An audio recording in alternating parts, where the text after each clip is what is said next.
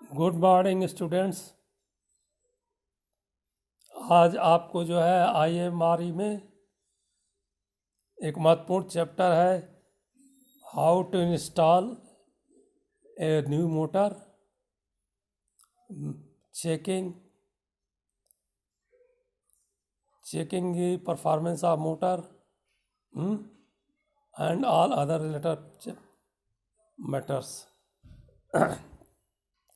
तो how to install a fresh new motor.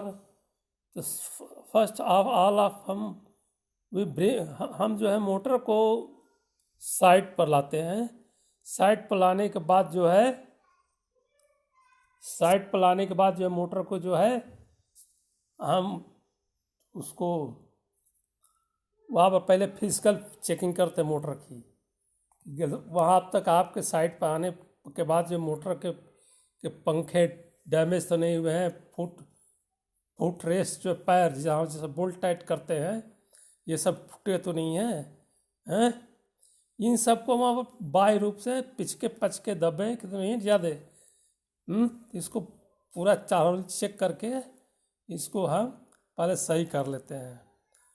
इसके पश्चात हम मोटर को सबसे पहले जहाँ पर लगाना होता है और जहाँ से सप्लाई लानी है, इनके बीच में जो है हम उसको ट्रेंच को खोद देते हैं। ट्रेंच करीब जो है 30 centimetre by 30 centimetre by 70 centimetre deep नीचे रहती है। उसके अंदर बालू भरा रहता है और इसको खोद के इसको जब वहाँ तक फाउंडेशन के मोटर तक ले जाते हैं। तो मोटर का जो फाउंडेशन होता है तो ऊपर चारों बोल्ट्स के लिए पॉकेट्स बनाकर छोड़ दिया जाता है। इसके पश्चात क्या होता है कि हम उस मोटर को वहाँ ले जाकर उसके ऊपर रख देते हैं। रखने के पश्चात जो है उस मोटर को जो है उसको रफ अलाइनमेंट करके उसको बोल्ट उसका जे बोल्ट पहनाकर वही छोड़ देते हैं और उसको ग्राउटिंग के लिए छोड़ देते हैं। कुछ दिनों पश्चात 10 दिन बाद जो है उसको साइड को साफ करा के उसको जो है मोटर को जो सब टर्मिनल्स खोल दिए जाते हैं। खोल कर मोटर के पहले बाह्य टेस्टिंग की जाती है। मोटर के बाह्य टेस्टिंग के अंतर्गत ये होता है कि मोटर का जो है जो 6 लीड वायर्स जो निकल के आती है कंपनी से मार्क होके, तो हम एक एक कॉइल का चेक कर लेते हैं कि एक एक कॉइल जो है कहीं मोटर के बॉडी से अर्थ तो नहीं हो रहा है। इसके लिए हम इसका मेगा वैल्यू देते हैं जिसका मान जो है 1.5 या 2 ओम से मेगा ओम से ज़्यादा होना चाहिए। किंतु इसके लिए भी इसको जो है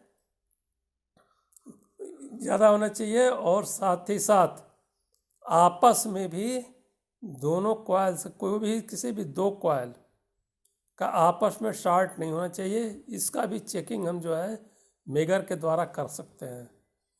तो मेगर के द्वारा करने के लिए क्या है कि हम पहले जो है एक एक कॉइल का सेट उसको चिन्हित कर लेते हैं। एक एक कॉइल का सेट पहले चिन्हित कर लेते हैं। तो मेगर चला के जो है एक एक को हम एक कॉइल से होते हुआ बॉडी को से रिटर्न करंट लेकर हम उसको चेक करते हैं। तो उसको करने के पश्चात ये मेगर वैल्यू करने के पश्चात मोटर को हल्के फोर्स से घूमना चाहिए, इजीली जाम नहीं होना चाहिए। तो इस प्रकार इसको छोड़ के हम जो है सारा काम यहाँ पर इसको अब मोटर के फाउंडेशन को चिकना करने का परमिशन दे देते हैं। और इसके साथ ही अब इसके संबंधित स्टार्टर जो है स्टार्टर्स को लेकर हम इसको साइड पर इसको जो है उसके भी 6 तार जो है जो स्टार्टर्स तक जाते हैं। अगर छोटी मोटर है तो 3 ही तार जाएगी, बड़ी मोटर है तो 6 तार जाएगी। 6 तार जो है वह मोटर बॉडी के टर्मिनल से होता हुआ ये स्टार्टर में आता है।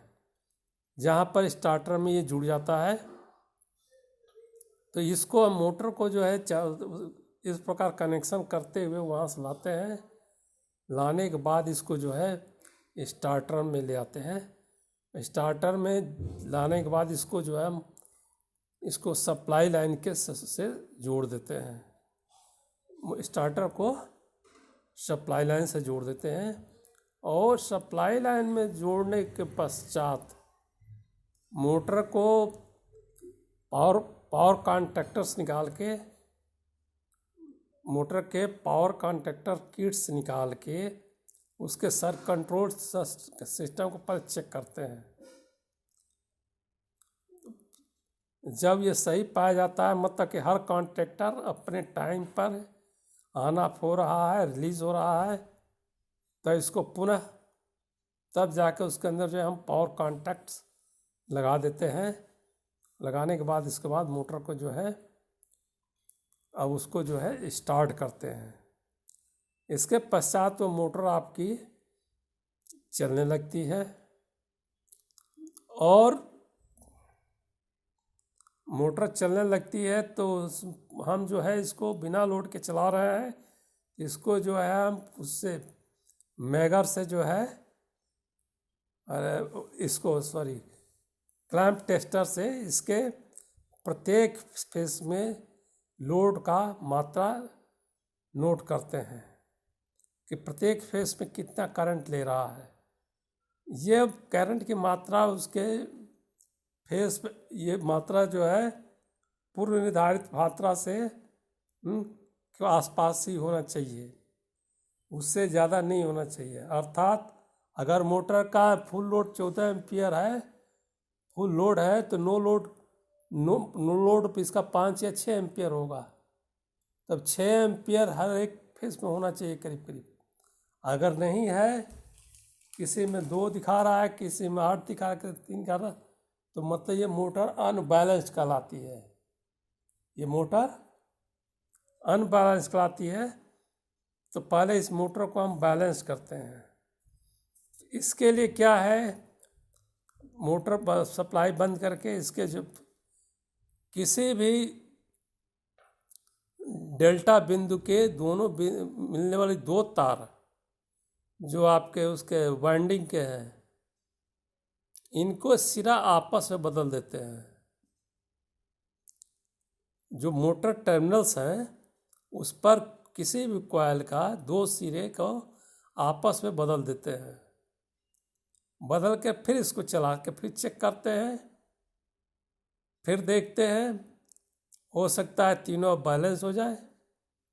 अगर फिर भी नहीं होता है तो फिर दूसरे कॉइल का दोनों सिरा आपस में बदल देते हैं। तो जब इसको बदल कर फिर चलाते हैं तो ये 100% बैलेंस्ड हो जाएगा, अगर कोई अंदरूनी फॉल्ट न हो। लेकिन हम क्या वास्तव में करते हैं,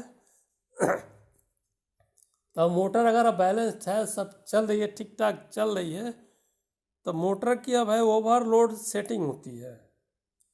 तो मोटर के प्रोटेक्शन के लिए, मोटर के प्रोटेक्शन के लिए ओवरलोड रिलेज लगे रहते हैं। तो ओवरलोड रिलेज की सेटिंग होती है। इस सेटिंग को हम जो है, इस सेटिंग को हमें सेट करना होता है कि कितने % पर रखना है। अगर आपका स्टार्टर DOL है तो जो वास्तविक रीडिंग आ रही है उतने ही एम्पियर्स पर उसको सेट किया जाता है ओवरलोड रिलेज। लेकिन अगर DOL स्टार्टर्स हैं तो जितनी करंट की मात्रा क्लैंप टेस्टर दिखा रहा है उसमें 1.7 से भाग देने के पश्चात जो मात्रा आती है उसको हम उस पर सेटिंग कर देते हैं। करने के बाद इस मोटर को करीब आधा घंटा चलाते हैं फ्री, और इसी के साथ इसका तापमान वगैरह नोट करते रहते हैं। एक लिमिट के बाद इसका तापमान बढ़ना रुक जाना चाहिए। अगर तापमान नहीं बढ़ता है तो मोटर की परफॉर्मेंस नहीं सही है। तो तापमान भी बढ़ना जरूरी है, लेकिन एक लिमिट के पश्चात ये रुक जाना चाहिए। तो ये चेकिंग में अगर ये सब सारे पैरामीटर पास कर जाती है तब मोटर को लोड करने के लिए पुनः इसको जो है इजाज़त दी जाती है।